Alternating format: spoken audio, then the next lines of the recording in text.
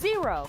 That's how much alcohol will be served this season in the general seating areas at UGA sports venues. The university's athletic director says the school will not implement a plan to sell alcoholic beverages in those spots even after the SEC revised its policy. The conference recently announced each institution could decide if they wanted to sell alcohol at its athletics venues. UGA said it will look at the policy again in the future.